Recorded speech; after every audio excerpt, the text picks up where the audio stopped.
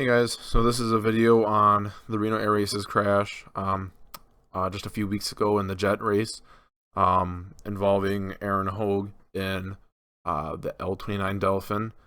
Um, so first, we need to understand that this was just a few weeks ago.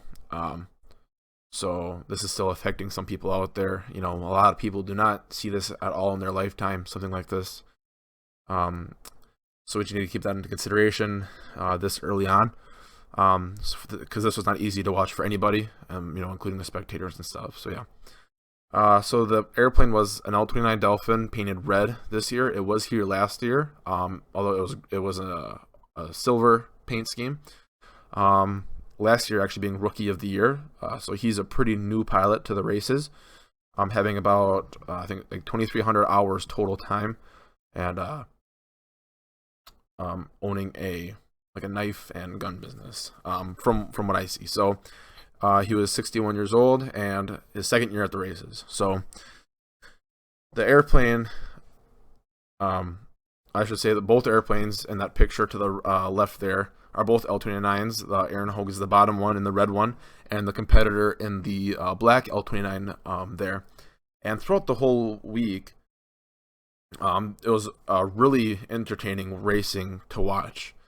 Very close racing between the two. And actually last year the black L-29 won the sport gold. So we know that the one above is fast, and the L-29 went about 470 last year. This year qualified at 513.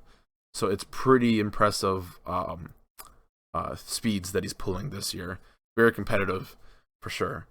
So the Sunday came along, which was a beautiful day, by the way. And all 10 years of me attending the races, that Sunday that the crash happened on, weather-wise, it was the calmest Sunday I've ever seen. I mean, I'm sorry, this calmest afternoon on Sunday I've ever seen. Normally, sometimes they cancel the races from the wind. It's always, always, always windy at that mid-afternoon time at Reno State Airport. And this year it was not that windy at all. And it wasn't smoky at all. The rest of the week it was smoky. They had to cancel these later races a couple days from the smoke. And this today, as you can see in the video, it was not nearly as smoky, and it was very calm. So it was a very good weather day. And then on Sunday came around when the race started. Obviously the Sunday race is where everything counts. It's the real race that determines who takes home the trophy. So throughout the race, the first couple laps, I did notice that the black L-29 was faster. And again, I want to reiterate that this is my theory. Nothing has been published by the FAA or NTSB yet. This is completely my theory of what I saw with my own eyes, being there, and my own knowledge in the races and stuff like that. This is completely on me. This is no report that's been published yet. So throughout the race, I did see that the black L-29 was faster. In those straightaways, he would kind of jump in front, and then on the turns, he would lag behind him again, because you cannot pass someone in the inside. You have to stay on the outside. So as you know, if you're in the inside, you're flying a shorter course than the people on the outside, because they have to cover more distance. So he had the advantage for the throughout the week for having the pole position, being in front. So the race happened right after the black L-29 made almost a complete pass, and I will show you that throughout the race. So the camera here is positioned here at show line where the spectators are, and the airplanes are passing the home pylon right now. You can read it right there. They're right here right now. They're going to start their turn, heading for pylon 3 here in a bit.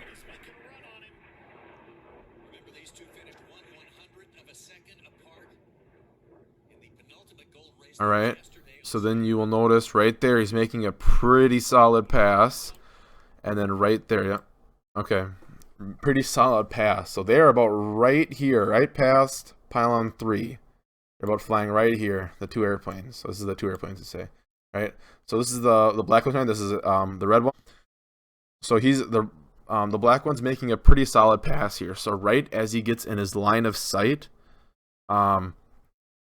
he like, you know, he's obviously looking at that plane right now. He just passed him right in his line of sight, has spotted that plane is passing him. So he is anticipating a turn. I know Aaron Hong is like anticipating a turn because he doesn't want to get passed, right? I mean, he's anticipating that turn. So he looks over this way, waiting for that number 4 pylon. Again, they're not right here. They're probably more like out here because they don't fly right on the line. They kind of fly around the pylons. So they're probably about right here. Or maybe back here, or back here. I'm kind of confusing you with everything right now. So I'm just going to try to erase everything here, if it'll work. We got, so they're probably like right here. He's anticipating that turn. Now I want you to keep in mind that this gray course is the unlimited course and the jet course, and the sport gold, of course. And then this blue one right here is the sport silver and bronze. So for the slightly slower planes, and then, you know, so on and so forth for the slower and slower classes. So you have to realize that there are pylons out here for this other course. So as he gets past, right in his line of sight, he looks to his right, anticipating that number 4 pylon right here. But instead, he spots this number 4 pylon for the sport silver and bronze course, and you'll see him initiate a turn right about here. Right there, he's initiating the turn. Looks like he pulls up, right? It looks like he's pulling up, but it's actually just an illusion from the point of view of where the camera is. He's actually initiating a turn, and this site right here proves it. And we know nothing is wrong. I mean, again, this is a theory. We know nothing is wrong with the airplane because he's just making a tighter turn for number 4. I'm going to draw it out. He's seeing that one, heading for number 4, right? And then when he's heading for number 4, off the nose of his airplane, he sees number 5 for the unlimited course. So when he sees that, he levels out right there. This is him right here. He levels out, rolls out, and goes in the other direction to get back on to the race line for what the course he's supposed to be flying. But doing that, he makes a full right turn and overshoots right there, making a near miss for the other plane, the leader now. Realizes he overshot his race course, so he turns back the other way, making a very aggressive turn, and then puts himself into G-lock from such the aggressive turn. Now, I'll remind you that these planes are going 500 miles per hour, more than that. You know, like I said, he qualified at 513. Not that speed has anything to do with the crash at all. Yeah, it is purely, as you can see here, with my theory, spatial disorientation. And there, I did see a little clip somewhere that there was a little piece of red trailing behind the airplane at around this time. But you have to remember, this plane, after that plane pulled around probably 10 G's around that turn, going as fast as it did. And that's he probably did around 70 degrees of turn right there in about like a second and a half, maybe 2 seconds, which is a lot considering you're going 500 miles per hour. Not something that any race course would ever be made for, or any pilot. Even an aerobatic pilot cannot withstand 10 constant G's. You know, they probably get little spurts of it, but nothing anywhere near a constant turn of 10 G's, because that is by far above any human capability. So we know he puts himself in the G-log because all movement just stops right there. Right there. You know what I mean? You could tell he's just doing a straight track. If it was any structural failure of any kind, you would see something a little different than this.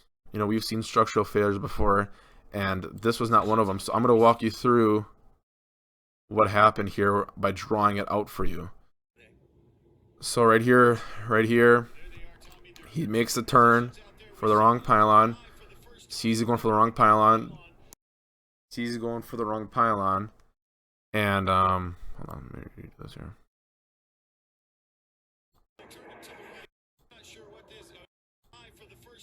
So he's going for the wrong pylon and intercepts the course, right? And he makes a turn, hard G turn, and just kind of goes into the ground in a straight line there. Now, this video gives us very solid proof that he was his hands were at the controls, making the movements. Like he was making his own decisions. You know, you can tell he put that input in for the ailerons. He initiated the turn. We know that because he's making solid turns, right? If it was a structural failure, it would be a constant, or it would be a lot different looking than this. It would not be a coordinated left turn and or almost coordinated right turn. It wouldn't look like that. It would look like a more disastrous kind of event. This was very disastrous, but I'm just saying this was a controlled event. And we know it too, because right when he goes into G-lock, all input stops. Right, so we knew before he was in G-lock, he was at the controls. He was doing those things to the airplane, because when he visibly goes into G-lock, it just tracks straight. So we knew that nothing was wrong with the airplane. Right, the airplane was doing what was telling it to do. Right, it was had no issue there. My theory is that it was a spatial disorientation issue on the race course, right? He, looked at the wrong pylon to start off, realized it, and what he should have done right away. Again, I'm not really pointing fingers. This is just a theory, right? I'm just trying to do this. I mean, just for closure too. This is all for closure. For people who saw this, it honestly makes, if I were to lose somebody doing this, it would be my mission to really find out what caused it, just for closure reasons, really. So again, I'm just treating this as if I was greatly dealing with a loss myself. So yeah, it was spatial disorientation for looking at the wrong race course initially. And again, what he probably should have done is pulled out of the race. I have seen a lot of close calls before where people just get spooked and they just pull off the race and they re-enter the race when they, feel comfortable and have everything established, just to kind of regroup.